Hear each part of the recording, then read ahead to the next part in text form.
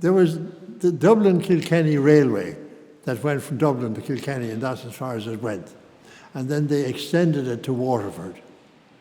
Now, up to that time, the Waterford station was out Bilberry, the other side of the river.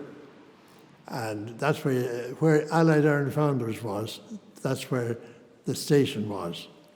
So they built a beautiful station. I hope you're going to get a shot at that, because it was a beautiful, everybody nearly, when they knocked it down. He came to Waterford as the first station master of the new station. And the Dublin, this off by heart, and the Dublin-Kilkenny Railway made one big mistake. They gave him the wrong office. And they said that because the office they gave him looked out on the bridge. And at that time, all the goods being exported came in by train to the goods station in Sally Park, and then were brought by horse and cart over to the other side of the bridge to the quay where they were loaded on ships.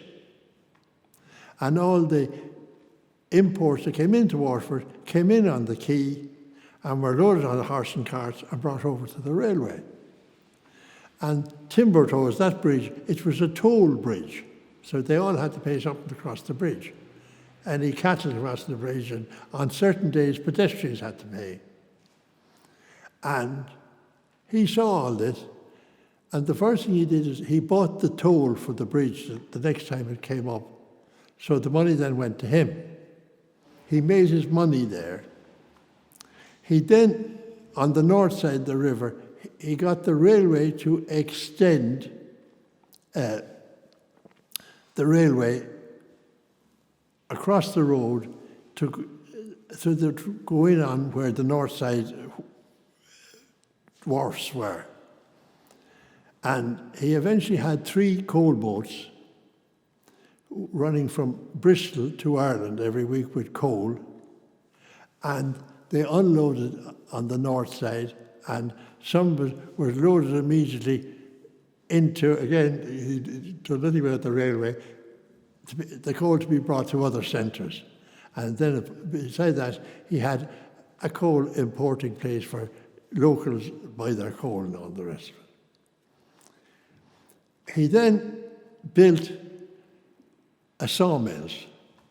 And the last thing he built was what they call a salt cellar, because at that time there was no refrigeration, and all the goods, at least all the meat being exported, had to be salted or put in brine, as the case may be. And my mother was, it depends on when you ask, because her father was Matthew Young, and as far as I know, he made his money in the gold fields. I don't know whether it's California or Alaska, but he made his money, and he came home and he built a house at the corner of Polebury and Ballytruckle, and it was known as Waterloo House. First of all, I found a photograph of my grandmother with my mother, aged 10 months, sitting on her lap, taken in October 1900. And then I found a photograph of the whole family in 1905, taken by Poole, and another photograph in 1911 of 8 or 10 of all the children, you know what I mean? Well, why I say, my maternal grandfather, Matt Young, he was a wealthy man as well. And as my poor grandmother, you say, your poor grandfather, he only had 2 vices, drinking and gambling. So he didn't need any more. And they decided that the boys would finish their education, but the girls would all leave school at 14. And my mother was 14 in 1914. And it was, the World War had started, And there was quite a number of people from Waterford joined the army and fought in it. And they ran short of telegram boys in Waterford. And they made a big management decision at that time, they would employ girls. And my mother's first job was a telegraph girl, delivering telegrams.